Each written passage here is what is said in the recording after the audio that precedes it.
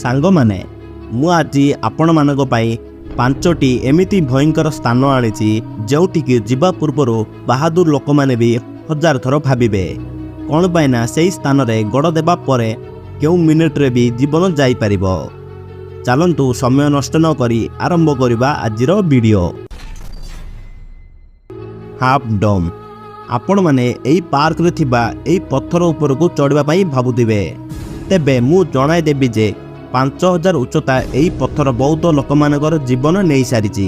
ଏହି ପଥର ଉପରକୁ ଚଢ଼ିବା ପ୍ରୟାସରେ ବହୁତ ଲୋକମାନେ ନିଜ ଜୀବନକୁ ହାରି ଦେଇଛନ୍ତି। ଯେଉଁଠି ସବୁଠାରୁ ଖତରନାକ ରାସ୍ତା ଆପଣମାନଙ୍କୁ 400 ମିଟର ଉପରେ ଦେଖାଯିବ।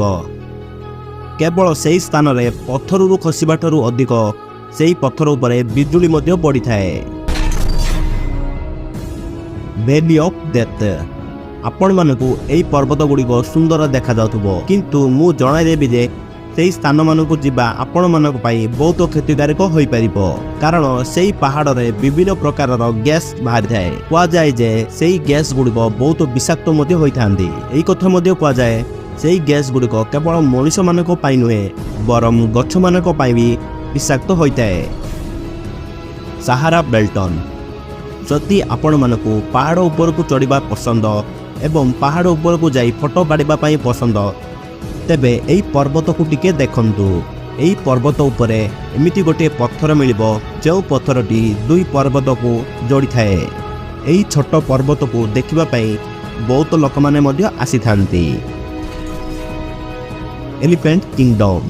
ଥାଇଲାଣ୍ଡରେ ଥିବା ଏହି କିଙ୍ଗଡମ୍ ଆପଣମାନଙ୍କୁ ବହୁତ ପସନ୍ଦ ହୋଇଯିବ, ଯେଉଁଠି ବହୁତ ପାଖରୁ ଆପଣମାନଙ୍କୁ କୁମ୍ଭୀରମାନଙ୍କ ସହ ଖାଦ୍ୟ ଦେବାର ସୁଯୋଗ ମିଳିଯିବ ଏବଂ କୁମ୍ଭୀରମାନଙ୍କ ସହ ଖେଳିପାରିବାର ସୁଯୋଗ ମଧ୍ୟ ମିଳିବ। କିନ୍ତୁ ଧ୍ୟାନ ରଖିଥିବ ଯେ ଆପଣମାନଙ୍କ ଦ୍ୱାରା ଗୋଟିଏ ଛୋଟ ଭୁଲ ମଧ୍ୟ ଆପଣଙ୍କର ଜୀବନ ଯାଇପାରିବ। Bolivia death road. ବୋଲିଭିଆରେ ଥିବା ଏହି ରୋଡ୍ ଡ୍ରାଇଭର୍ସମାନଙ୍କ ପାଇଁ ବହୁତ ଭୟଙ୍କର ରୋଡ୍ ଅଟେ। ଏହି ରୋଡ୍ରେ ଅଧିକ ବଙ୍କାବଙ୍କି ରାସ୍ତା ଦେଖିବାକୁ ପାଇବେ ଏବଂ ଏହି ରୋଡ୍ରେ କ୍ରସ୍ ବି ମିଳିଯିବ ଏବଂ ଏହି କ୍ରସ୍ ଗୁଡ଼ିକ ଏହି ରାସ୍ତାରେ ମରିଯାଇଥିବା ଲୋକମାନଙ୍କର। ସାଙ୍ଗମାନେ ଆଜି ପାଇଁ ଏତିକି। ଯଦି ଭିଡ଼ିଓ ଭଲ ଲାଗିଲା ଭିଡ଼ିଓ ଗୋଟେ ଲାଇକ୍ କରିଦିଅନ୍ତୁ ଏବଂ ଚ୍ୟାନେଲକୁ ସବସ୍କ୍ରାଇବ୍ କରିଦିଅନ୍ତୁ। ଜୟ ଜଗନ୍ନାଥ।